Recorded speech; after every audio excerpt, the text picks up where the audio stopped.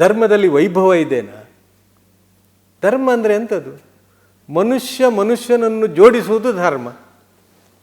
ಅದು ಧರ್ಮದ ಕರ್ತವ್ಯ, ಅದು ಧರ್ಮದ ದೌತ್ಯ.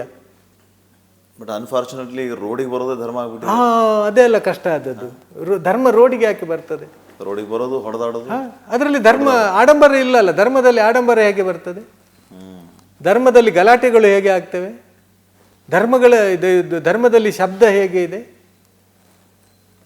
ಆಡಂಬರ ಇದ್ರೆ ಧರ್ಮ ಹೇಗೆ ಆಗ್ತದೆ? ಅದು ಧರ್ಮ ಅಂದರೆ ನನಗೂ ಮತ್ತು ನನ್ನ ದೇವರಿಗೆ ಸಂಬಂಧಪಟ್ಟದಲ್ಲ. ಧರ್ಮ ಅಂದರೆ ನನಗೂ ಮತ್ತು ಆ ನನ್ನ ಇದಕ್ಕೆ ಮೆರವಣಿಗೆಗೆ ಸಂಬಂಧಪಟ್ಟದಲ್ಲ, ಬಣ್ಣಕ್ಕೆ ಸಂಬಂಧಪಟ್ಟದಲ್ಲ, ಭಾಷೆಗೆ ಸಂಬಂಧಪಟ್ಟದಲ್ಲ. ಧರ್ಮ ಅಂದರೆ ಧರ್ಮಕ್ಕೆ ಭಾಷೆ ಇಲ್ಲ, ಬಣ್ಣ ಇಲ್ಲ ಧರ್ಮಕ್ಕೆ. ಇದು ಹೇಗೆ ಬಣ್ಣಕ್ಕೆ ಭಾಷೆ ಬಂತು, ಬಣ್ಣಕ್ಕೆ ಧರ್ಮ ಬಂತು? ಇತಿಮಿತಿ ಇದೆಯಾ ಧರ್ಮಕ್ಕೆ? ಯಾವ ಇತಿಮಿತಿ ಇದೆ ಅದಕ್ಕೆ? ನೀನು ಹೇಗೆ ಬದುಕಬೇಕು ಹೇಳಿ ಕಲಿಸಿಕೊಡೋದು ಧರ್ಮ ಅಲ್ವಾ ಸರ್? ನಿನ್ನ ಬದುಕು ಹೇಗಿರಬೇಕು? ನಿನಗೆ ಬದುಕು ಕೊಟ್ಟವನು ಯಾರು? ಅವನು ಹೇಳುವುದಲ್ಲ ಧರ್ಮ ಅಂದರೆ ಏನು ಅಂತೇಳಿ. ನೀವು ಯಾಕೆ ಮೆರವಣಿಗೆಯಲ್ಲಿ ಧರ್ಮ ತರ್ತೀರಿ? ಮೆರವಣಿಗೆಯಲ್ಲಿ ಧರ್ಮ ತರಬೇಡಿ, ಎಷ್ಟು ಗಲಾಟೆ ಬಂದಾಗ್ತದೆ. ಧರ್ಮದ ಮೆರವಣಿಗೆಗಳು ಬಂದು ಅಂತೇಳಿ ಸರ್ಕಾರ ಒಂದು ಆಜ್ಞೆ ಹೊರಡಿಸಿದ್ರೆ ಏನಾಗ್ಬೋದು? ಯಾರಿಗಾದ್ರೂ ನಷ್ಟ ಉಂಟಾ? ಧರ್ಮ ಆಡಂಬರದಿಂದ ಮುಕ್ತವಾಗಬೇಕು. ಧರ್ಮ ದುಡ್ಡಿನ ವ್ಯವಹಾರ ಮಾಡಲಿಕ್ಕೆ ಬಿಡಬಾರ್ದು. ಧರ್ಮ ಅಂತೇಳಿದ್ರೆ ಮನುಷ್ಯ ಮತ್ತು ದೇವನಿಗೆ ಸಂಬಂಧಪಟ್ಟದ್ದು. ಮನುಷ್ಯನೊಂದಿಗೆ ಸಂಬಂಧ ಹೇಗಿರಬೇಕು, ಮನುಷ್ಯ ಮತ್ತು ದೇವನ ಸಂಬಂಧ ಹೇಗಿರಬೇಕು ಅಂತೇಳಿ ಕಲಿಸಿಕೊಡುವುದೇ ಧರ್ಮ. ಅದರಲ್ಲಿ ಆಡಂಬರ ಬಂದು ಬಿಟ್ಟರೆ ಧರ್ಮ ಇರುವುದಿಲ್ಲ. ಅದರಲ್ಲಿ ತೋರಿಕೆ ಬಂದು ಬಿಟ್ಟರೆ ಧರ್ಮ ಇರುವುದಿಲ್ಲ. ಅಹಂಕಾರ ಬಂದು ಬಿಟ್ಟರೆ ಧರ್ಮ ಇರುವುದಿಲ್ಲ. ಸುಳ್ಳು ಬಂದು ಬಿಟ್ಟರೆ ಧರ್ಮ ಇರುವುದಿಲ್ಲ. ನಾನು ಹೇಳುವಂಥದ್ದು ಬಂದು ಬಿಟ್ಟರೆ ಧರ್ಮ ಇರುವುದಿಲ್ಲ. ಇದು ನಾನು ಬಂದ ಕಾರಣ ಈ ರೀತಿ ಆಗ್ತಾ ಇರುವುದು. ನಾನು ಮತ್ತು ಧರ್ಮಕ್ಕೆ ಸಂಬಂಧ ಇಲ್ಲ. ಒಬ್ಬ ಟೀಚರ್ ಹೇಳಿದ್ರಂತೆ ವಿದ್ಯಾರ್ಥಿಗಳಿಗೆ, ನಿಮ್ಮಲ್ಲಿ ಸ್ವರ್ಗಕ್ಕೆ ಯಾರು ಹೋಗ್ತೀರಿ ಅಂತ ಪ್ರಶ್ನೆ ಮಾಡಿದ್ರು. ಎಲ್ಲ ವಿದ್ಯಾರ್ಥಿಗಳು ಸೇರಿ ನಾನು ಹೋಗ್ತೇನೆ ಅಂತ ಹೇಳಿ. ಈ ಟೀಚರ್ ಹೇಳಿದ್ರಂತೆ, ನಾನು ಹೋಗದೆ ನೀವು ಯಾರು ಹೋಗುದಿಲ್ಲ ಅಂತ. ನಾನು ಹೋಗದೆ ನೀವು ಯಾರು ಹೋಗುದಿಲ್ಲ ಅಂತ. ಮಕ್ಕಳಿಗೆಲ್ಲ ಆಶ್ಚರ್ಯ, ಇದು ಅಂತ. ಈ ಟೀಚರ್ ಏನು ಅಷ್ಟು ಒಳ್ಳೆಯವರಲ್ಲ ಇವರು ಹೋಗದೆ ನಾನು ಹೋಗುದು, ಅದು ಹೇಗೆ ಸರ್ ಅಂತೇಳಿ ಪ್ರಶ್ನೆ ಮಾಡಿದ್ರು. ನಾನು ಅಂದರೆ ನಾನು ಅಲ್ಲ, ನನ್ನ ಒಳಗಿರುವ ನಾನು ಇದೆ ಅಲ್ಲ, ಅದು ಹೋಗ್ಬೇಕು, ಆಮೇಲೆ ಸ್ವರ್ಗಕ್ಕೆ ಹೋಗ್ಬೋದು ಅಂತ. ಸೊ ಧರ್ಮ ತಿಳಿಬೇಕು ಸರ್. ನಾವು ಧರ್ಮ ತಿಳಿಲಿಲ್ಲ. ನಮ್ಮಲ್ಲಿ ಗಲಾಟೆಗೆ ಇಷ್ಟು ಸಂಘರ್ಷಕ್ಕೆ ನೀವು ಹೇಳಿದ್ದು ಕಾರಣ ಏನು ಅಂತ ಹೇಳಿದರೆ, ನಾವು ಧರ್ಮ ತಿಳಿಲಿಲ್ಲ. ಧರ್ಮ ಹೇಳುವಂಥದ್ದು ನಮ್ಮ ಗ್ರಂಥಗಳಿಗೆ, ನಮ್ಮ ಮಂದಿರ ಮಸೀದಿಗಳಿಗೆ ಸೀಮಿತವಾಗಿ ಉಂಟದ್ದು. ಅದು ಸಮಾಜದಲ್ಲಿ ಬರಬೇಕು, ಅದು ನನ್ನ ಹೃದಯಕ್ಕೆ ಇಳಿಬೇಕು. ನಾನೆಷ್ಟು ಓದ್ತೇನೆ ಧರ್ಮಗ್ರಂಥ, ನೀವೆಷ್ಟು ಓದ್ತೀರಿ? ಯಾರೋ ಹೇಳಿಕೊಡ್ತಾರೆ ನಮಗೆ ಧರ್ಮ ಅಂದರೆ ಇದು ಅಂತ, ಅದನ್ನು ತಿಳ್ಕೊಂಡಿದ್ದೇವೆ. ಧರ್ಮಗ್ರಂಥ ಓದುವ ಗೋಜಿಗೆ ಹೋಗುವುದಿಲ್ಲ ನಾವು. ಅಲ್ಲಿ ಇರೋ ಸತ್ಯವೇ ಬೇರೆ, ಅಲ್ಲಿ ಬೇರೆನೇ ಸತ್ಯ ಇದೆ. ಫೀಡ್ ಮಾಡ್ತಾ ಇರೋದು ಬೇರೆನೇ ಇದೆ. ಧರ್ಮದ ಹೆಸರಲ್ಲಿ ಅಧರ್ಮ ಫೀಡ್ ಆಗ್ತಾ ಇದೆ, ಧರ್ಮ ಫೀಡ್ ಆಗ್ತಾ ಇಲ್ಲ. ಧರ್ಮ ಫೀಡ್ ಆಗಲಿ. ಕರೆಕ್ಟ್. ಧರ್ಮಕ್ಕಷ್ಟು ಶಕ್ತಿ ಉಂಟು. ನಮ್ಮೆಲ್ಲರನ್ನು ಕೂಡಿಸುವಂತಹ ಶಕ್ತಿ ಇದ್ದರೆ ಈ ಜಗತ್ತಿನಲ್ಲಿ ಅದು ಧರ್ಮಕ್ಕಿರುವುದು. ಧರ್ಮ ಮಾತ್ರ ನಮ್ಮನ್ನು ಕೂಡಿಸಬಲ್ಲದು. ಅದು ನಾವು ಹುಡುಕಿ ತೆಗಿಬೇಕು.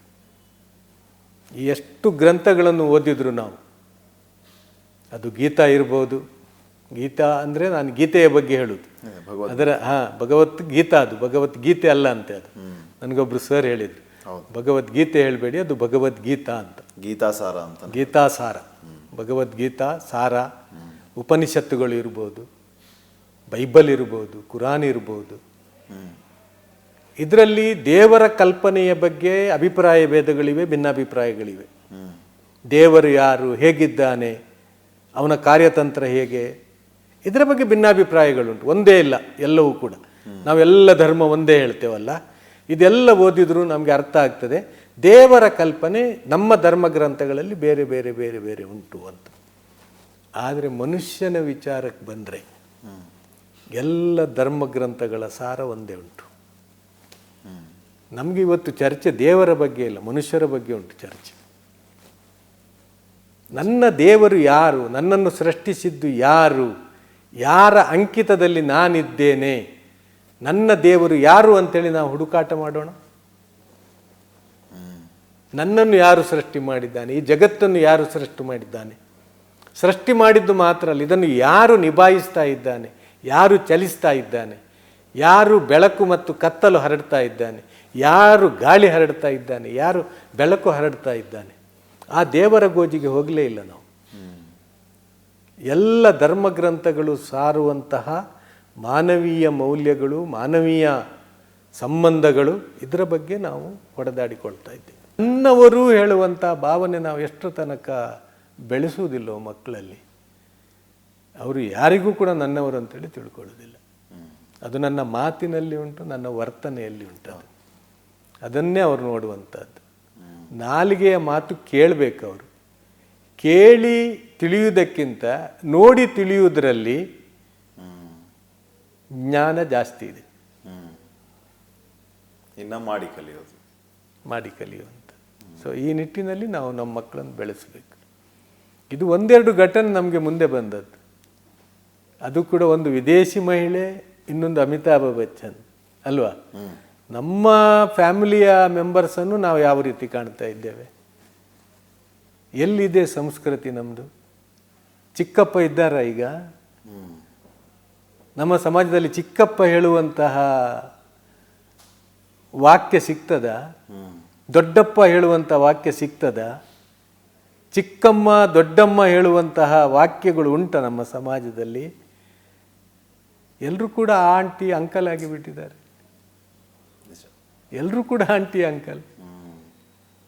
ನಾವು ಬೆಳೆದಿದ್ದೇವೆ ಸರ್, ಆದರೆ ನಮ್ಮ ಸಂಸ್ಕೃತಿ ಬೆಳೀಲಿಲ್ಲ, ಬೆಳೆಸ್ಲಿಲ್ಲ, ನಾವು ಬೆಳೆಸ್ತಾ ಇಲ್ಲ ಅದನ್ನು. ಹಿರಿಯರು ಭಾಳ ಬುದ್ಧಿವಂತರು ಸರ್, ನಾವು ಎಣಿಸಿದ್ದು ನಾವು ಬುದ್ಧಿವಂತರು ಅಂತ. ಅವರಿಗೆ ಸಂಬಂಧ ಜೋಡಿಸುವಂಥದ್ದು ಗೊತ್ತಿತ್ತು, ನಮಗೆ ಸಂಬಂಧ ಜೋಡಿಸಲಿಕ್ಕೆ ಗೊತ್ತಿಲ್ಲ ಸರ್. ನಾವೆಲ್ಲ ಮೈಕ್ರೋ ಆಗ್ತಾ ಇದ್ದೇವೆ. ಎಲ್ಲಿಯಾದರೂ ಒಂದು ದಾವತ್ ಹೇಳ್ತೇವೆ ನಮ್ಮಲ್ಲಿ ಅಲ್ವಾ, ಒಂದು ಆಮಂತ್ರಣ ಅಂತೇಳಿ ಹೇಳ್ತೇವೆ. ಮನೆಯಲ್ಲಿ ಪ್ರೀತಿಯಿಂದ ಅವರಿಗೆ ಮಾಡಿ ಹಾಕುವಂಥ ಸಂಸ್ಕೃತಿಯನ್ನೇ ನಾವು ಕಳ್ಕೊಂಡಿದ್ದೇವೆ. ನಮಗೆ ಒಂದು ಹೋಟ್ಲಿಗೆ ಕರ್ಕೊಂಡು ಹೋಗ್ತೇವೆ, ಅದೆಲ್ಲ ಹೇಳಿದರೆ ಹೋಟ್ಲಿದ್ದು ತಂದು ಅವರಿಗೆ ತಿನ್ನಿಸ್ತೇವೆ. ಎಲ್ಲಿ ಬಾಂಧವ್ಯ ಸರ್? ಎಲ್ಲ ಆರ್ಟಿಫಿಷಿಯಲ್ ಆಗ್ತಾ ಇದೆ, ಎಲ್ಲ ಆರ್ಟಿಫಿಷಿಯಲ್ ಆಗ್ತಾ ಇದೆ.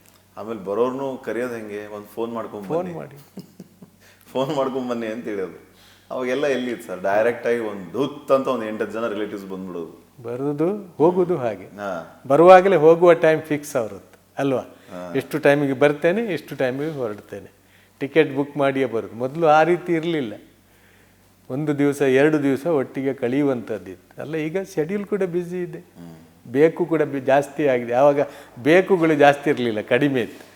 ಇವತ್ತು ಬೇಕುಗಳು, ಡಿಮಾಂಡ್ಸ್ಗಳು ಜಾಸ್ತಿ ಆಗಿದೆ, ಹಾಗೆ ಟೈಮ್ ಕಡಿಮೆ ಆಗಿದೆ ನಮಗೆ. ಈ ಗ್ಯಾಪ್ ಯಾಕೆ ಕ್ರಿಯೇಟ್ ಆಯಿತು ಅಂತ ಮನುಷ್ಯರ ಮಧ್ಯೆ? ಮನುಷ್ಯರ ಮಧ್ಯೆ ಗ್ಯಾಪ್ ಕ್ರಿಯೇಟ್ ಆಯ್ತಾ ಅಲ್ಲ ಕ್ರಿಯೇಟ್ ಮಾಡ್ತಾ ಇದ್ದಾರೋ, 2 ಪ್ರಶ್ನೆಗಳು. ಸಂಬಂಧಗಳೇ ಬೇಡ ಆಗ್ಬಿಟ್ಟಿದಾವ. ಹೌದು, ಸಂಬಂಧಗಳು ಬೇಡವಾಗಿವೆ. ಎಲ್ರಿಗೂ ಕೂಡ ಸ್ವಲ್ಪ ಏನು ಅದು ಐಸಿಯುನಲ್ಲಿ ಇರುವ ಅಂಥೇಳಿ ಅಲ್ವಾ, ರಿಸರ್ವೇಷನ್ ಮೇಂಟೈನ್ ಮಾಡುವಂಥದ್ದು, ಐಸಿಯು ಮೇಂಟೈನ್ ಮಾಡುವಂಥದ್ದು. ಯಾರ ಜೊತೆ ಹೆಚ್ಚು ಮಾತಾಡೋದು ಬೇಡ, ಹೆಚ್ಚು ಬೆರೆಯುವುದು ಬೇಡ. ಬೆರೆತ ತಕ್ಷಣ ಅವ ಏನಾದರೂ ಮತ್ತು ನನಗೆ ಸಮಸ್ಯೆ ಉಂಟು ಮಾಡ್ಬೋದು, ಅವ ಏನಾದರೂ ಡಿಮಾಂಡ್ಸ್ಗಳನ್ನು ನನಗೆ ಇಡ್ಬೋದು. ಇಂಥ ಎಲ್ಲ ಆಲೋಚನೆಗಳು ಮನುಷ್ಯನನ್ನು ಏನು ಮಾಡಿದೆ ಅಂದರೆ ದೂರ ಮಾಡಿಬಿಟ್ಟಿದೆ. ಒಂದು ಅರ್ಥದಲ್ಲಿ ಸ್ವಾರ್ಥ ಬಂದುಬಿಟ್ಟಿದೆ. ಸ್ವಾರ್ಥ, ನಾನು ನನ್ನದು ಹೇಳುವಂಥ ಸ್ವಾರ್ಥ. ಆ ಸ್ವಾರ್ಥ ದೂರ ಆಗದೆ ನಮಗೆ ಬೆರಿಲಿಕ್ಕೆ ಆಗೋದಿಲ್ಲ. ನಾವು ಮೊದಲು ಸ್ವಾರ್ಥದಿಂದ ಹೊರಗೆ ಬರಬೇಕು. ನಿನ್ನೆ ನಾನು ಒಂದು ಕತೆ ಓದಿದೆ, ಅದು ಕತೆನೋ ಸತ್ಯ ಆಗಿದೋ ಗೊತ್ತಿಲ್ಲ. ಒಬ್ಬಳು ಮಹಿಳೆ 10 ರೂಪಾಯಿ ಅಂಗಡಿಯವನಿಗೆ ತಂದು ವಾಪಸ್ ಕೊಡ್ತಾಳೆ. ಅಂಗಡಿಯವ ಕೇಳ್ತಾನೆ, ಏನಿದು 10 ರೂಪಾಯಿ ಅಂತ. ನಿನ್ನೆ 70 ರೂಪಾಯಿ ಸಾಮಾನು ತಗೊಂಡಿದ್ದೆ, ನೀನು ನನಗೆ 30 ರೂಪಾಯಿ ಕೊಡಬೇಕಿತ್ತು, ಅದಕ್ಕೆ 40 ರೂಪಾಯಿ ನೀನು ಕೊಟ್ಟಿದ್ದೆ. ನಿನ್ನೆ ರಾತ್ರಿ ನಾನು ಬರುವಾಗ ನಿನ್ನ ಅಂಗಡಿ ಬಂದಾಗಿತ್ತು, ಇವತ್ತು ಬೆಳಿಗ್ಗೆ ಎದ್ದು ಬಂದಿದ್ದೇನೆ, ಇದು 10 ರೂಪಾಯಿ ತೆಕೋ ಅಂತ. ಅವ ಹೇಳ್ತಾನೆ, ಎಲ್ಲಿಂದ ಬಂದದ್ದು ನೀನು ಅಂತ. ಮತ್ತೆ ನೋಡಿದ್ರೆ 7 ಕಿಲೋಮೀಟರ್ ನಡೆದುಕೊಂಡು ಬಂದಿದ್ದಾಳೆ. 10 ರೂಪಾಯಿ ವಾಪಸ್ ಕೊಡಲಿಕ್ಕೆ 2 ಬಾರಿ ಬಂದಿದ್ದಾಳೆ. ಸೊ ಇವನಿಗೆ ಜ್ಞಾನೋದಯವಾಗ್ತದೆ, ಅಂಗಡಿಯವನಿಗೆ. ಇವನ ಹತ್ರ ಯಾರದ್ದು 300 ರೂಪಾಯಿ ಬಾಕಿ ಉಳಿದಿತ್ತು. ಆ ಪಾಠ ನೋಡಿ ಇವ 300 ರೂಪಾಯಿ ಪಾವತಿ ಮಾಡಲಿಕ್ಕೆ ಅಂತೇಳಿ ಹೋಗ್ತಾನೆ ಅಂಗಡಿಯವನಿಗೆ. ನಿಂದು ನೋಡು, ಒಂದು ಬ್ಯಾಲೆನ್ಸ್ ನನ್ನ ಹತ್ರ 300 ರೂಪಾಯಿ ಇತ್ತು, ನೀನು ಕೇಳಲಿಲ್ಲ, ನನಗೂ ನೆನಪಿರಲಿಲ್ಲ, ಆದರೆ ಇವತ್ತು ನನಗೆ ನೆನಪಿಗೆ ಬಂತು, ಇದು 300 ರೂಪಾಯಿ ನೀನು ತೆಕೋ ಅಂತ. ಅಲ್ಲಿಗೆ ಹೋದಾಗ ಏನಾಗಿದೆ ಅಂತ ಹೇಳಿದರೆ, ಅವನಿಗೆ ಇವನ ಈ ಅವಸ್ಥೆ ನೋಡಿ ಅವನಿಗೊಂದು ಜ್ಞಾಪಕ ಬರ್ತದೆ. ನಾನೊಬ್ಬನ ಹತ್ರ 1 ಲಕ್ಷ ರೂಪಾಯಿ ಸಾಲ ತಗೊಂಡಿದ್ದೆ, ಸಾಲ ತಗೊಂಡು 1 ವಾರದಲ್ಲಿ ಅವ ತೀರಿ ಹೋಗಿದ್ದಾನೆ. ಸೊ ಅದಕ್ಕೆ ಯಾರು ವಾರಿಸುದಾರರು ಇಲ್ಲ ಅಂತೇಳಿ ನಾನು ಅವನಿಗೆ ಸಾಲ ವಾಪಸ್ ಮಾಡಲಿಲ್ಲ. ಬಟ್ ನಾನು ಇವತ್ತು ಆ ಸಾಲ ವಾಪಸ್ ಮಾಡಲಿಕ್ಕೆ ಹೋಗ್ತೇನೆ ಅಂತ. ಅವ ಹೋಗಿ ತಲುಪಿದ್ದು ಎಲ್ಲಿ ಅಂದರೆ, ಯಾರು ಅದು 10 ರೂಪಾಯಿ ವಾಪಸ್ಸು ಕೊಟ್ಟಲು ಹೋದ್ಲ ಆ ಮನೆಗೆ ಹೋಗಿ ಅವ ತಲುಪಿದ್ದಾನೆ. ಸೊ ಅವಳು ಕೊಟ್ಟದ್ದು 14 ಕಿಲೋಮೀಟರ್ ನಡೆದು 10 ರೂಪಾಯಿ ವಾಪಸ್ ಆದರೆ, ಅವಳ ಗಂಡನ 1 ಲಕ್ಷ ರೂಪಾಯಿ ಅವಳ ಕೈಗೆ ಬಂದಿದೆ. ಸೊ ನಾನು ಮಾಡಿದ ಖರ್ಚು ನನಗೆ ಅದು ವಾಪಸ್ಸು ಬರ್ತದೆ. ಇಂಥ ಒಂದು ವ್ಯವಸ್ಥೆ ಈ ಜಗತ್ತಿನಲ್ಲಿ ಉಂಟು. ನಾನು ಯಾರಿಗಾದರೂ ನೀಡಿದರೆ ಅದಕ್ಕೆ ನನಗೆ ಪ್ರತಿಯಾಗಿ ನನಗೆ ಅದಕ್ಕಿಂತ ಜಾಸ್ತಿ ಸಿಗ್ತದೆ ಹೇಳುವಂತಹ ಈ ಸತ್ಯಗಳು, ಈ ವಾಸ್ತವಿಕತೆಗಳು ಈ ಸಮಾಜದಲ್ಲಿ ಕಾಣೆಯಾಗಿದೆ. ದೈವಿಕ ಮಾರ್ಗದರ್ಶನ ಹೇಳ್ತಾರೆ, ದೈವಿಕ ಮಾರ್ಗದರ್ಶನ. ಸೊ ಅದು ಈ ಸಮಾಜದಲ್ಲಿ ಇಲ್ಲ. ಒಬ್ಬ ದೇವನಿದ್ದಾನೆ, ನನ್ನನ್ನು ಸೃಷ್ಟಿಸಿದವನು, ಈ ಜಗತ್ತನ್ನು ಸೃಷ್ಟಿಸಿದವನೊಬ್ಬನಿದ್ದಾನೆ, ಅವನು ನೋಡ್ತಾ ಇದ್ದಾನೆ ಹೇಳುವಂತಹ ಪ್ರಜ್ಞೆ ಜಾಗೃತವಾಗಬೇಕು. ನಾನು ಯಾರು ಅಂತ ಮೊದಲು ನಾನು ತಿಳಿದುಕೊಳ್ಬೇಕು. ನಾನು ಬೇರೆಯವರನ್ನು ತಿಳಿತಾ ಇದ್ದೇನೆ, ಅವ ಯಾರು, ಇವ ಯಾರು, ಇವ ಹೇಗೆ, ಅವ ಹೇಗೆ ಅಂತ. ನಾನು ಹೇಗೆ, ನಾನು ಯಾರು, ಇದು ಬಂದು ಬರಬೇಕು ಸಮಾಜದಲ್ಲಿ. ಬಹಳ ಅದ್ಭುತವಾಗಿ ಹೇಳಿದ್ರಿ. ನನಗೆ ಈ ವಿಚಾರಗಳ ಮಧ್ಯೆ ನನಗೆ ಕಾಡುವಂಥ ಪ್ರಶ್ನೆ, ಈ ಸಂಘರ್ಷದ ಮಧ್ಯೆ ಸಾಮರಸ್ಯ ಅನ್ನುವಂಥದ್ದು ಕಾಣೆ ಆಗ್ತಾ ಇದೆ. ಈ ಸಾಮರಸ್ಯ ನಮ್ಮಲ್ಲಿ ಮತ್ತೆ ಇದೇ, ನಮ್ಮ ಮಧ್ಯೆನೇ ಇದೆ. ಅದು ನೀವು ಹೇಳಿದ್ರಲ್ಲ, ನನ್ನನ್ನು ನಾನು ಹುಡುಕೋಬೇಕು. ಸಮಾಜದ ಮಧ್ಯೆ, ಸಮುದಾಯದ ಮಧ್ಯೆ, ಮನೆಗಳ ಮಧ್ಯೆ ಆ ಬಾಂಧವ್ಯ ಸೃಷ್ಟಿಯಾದಾಗ ಸಾಮರಸ್ಯ ತಾನೇ ಬರುತ್ತೆ ಅಂತ. ಬಟ್ ಆ ಸಾಮರಸ್ಯನೇ ಕಾಣೆಯಾಗಿದೆ ಸರ್. ಹೇಗೆ ಅದನ್ನು ಹುಡುಕೋದು ಸಾಮರಸ್ಯನ? ಸಾಮರಸ್ಯದಿಂದ ನಾವು ಜೀವನ ಮಾಡಬೇಕು ಅಂತಂದ್ರೆ ನಿಮ್ಮ ಸಂದೇಶ, ಸಲಹೆ ಏನು? ನೋಡಿ, ಮೊದಲು ನಾನು ನನ್ನನ್ನು ಪ್ರೀತಿಸಬೇಕು. ನಾನು ಮೊದಲು ಪ್ರೀತಿಸಬೇಕು. ನಾನು ನನ್ನನ್ನು ಪ್ರೀತಿಸ್ತಾ ಇದ್ದೇನಾ ಅಂತ ಪ್ರಶ್ನೆ ಬಹಳ ಕಠಿಣ ಇದೆ. ಪ್ರಶ್ನೆ, ನನ್ನನ್ನು ನಾನು ಪ್ರೀತಿಸುವುದಂದರೆ ಹೇಗೆ? ನಾನು ಬೆಳಿಗ್ಗೆ ಸ್ನಾನ ಮಾಡ್ತೇನೆ, ತಲೆ ಬಾಚ್ತೇನೆ, ಎಲ್ಲ ಅಂದ ಚಂದ ಎಲ್ಲ ನೋಡ್ತೇನೆ, ಅಷ್ಟು ಸಾಕ? ಅದು ಬಾಹ್ಯ ಸೌಂದರ್ಯ. ಬಾಹ್ಯ ಸೌಂದರ್ಯ ಆಯ್ತು. ಒಳಗಿನದ್ದು ಹೇಗಿದೆ ನಂದು? ಒಳಗೆ ನನ್ನ ಒಂದು ಕಬಾಟ್ ಇದೆ ಅಲ್ಲ, ಒಂದು ಚಿಕ್ಕ ಕಬಾಟು, ಅದರಲ್ಲಿ ನಾನು ಏನು ಇಡ್ತಾ ಇದ್ದೇನೆ? ನನ್ನ ಮನೆಯಲ್ಲಿ ಒಂದು ಕಬಾಟಿದೆ. ಆ ಕಬಾಟು ಯಾಕಾಗಿ ನಾನು ತಂದಿದ್ದೇನೆ ಹೇಳಿದರೆ, ಅದರಲ್ಲಿ ಬೆಲೆ ಬಾಳುವ ವಸ್ತುಗಳನ್ನು ಇಡಬೇಕು ಅಂತೇಳಿ ನಾನು ತಂದಿದ್ದೇನೆ. ಚಿನ್ನಾಭರಣ, ಬೆಳ್ಳಿ, ಬೇರೆ ಏನಾದರೂ ಆಭರಣ, ಇಲ್ಲದ್ರೆ ನನ್ನ ಒಳ್ಳೆಯ ಬಟ್ಟೆಗಳು ಇಸ್ತ್ರಿ ಹಾಕಿದ ನಂತರ, ತೊಳೆದು ಇಸ್ತ್ರಿ ಹಾಕಿದ ನಂತರ ಆ ಕಬಾಟಿನಲ್ಲಿ ಇಡಬೇಕು ಅಲ್ವಾ? ಸುಂದರವಾಗಿ ಇಡಬೇಕು. ಅಷ್ಟು ಒಳ್ಳೆಯ ಕಬಾಟಿನಲ್ಲಿ ನಾನು ನನ್ನ ಮನೆ ಕ್ಲೀನ್ ಮಾಡುವಂಥ ಹಿಡಿಸುಡಿ, ನಾನು ಊರಿಡೀ ತಿರುಗಿ ಬಂದಂತಹ ಚಪ್ಪಲಿಗಳು, ನನಗೆ ಬೇಡವಾದಂಥ ಈ ಮ್ಯಾಟ್ಗಳನ್ನು ತಗೊಂಡೋಗಿ ಆ ಕಬಾಟಿನಲ್ಲಿ ಇಟ್ಟರೆ ಏನಾಗ್ಬೋದು?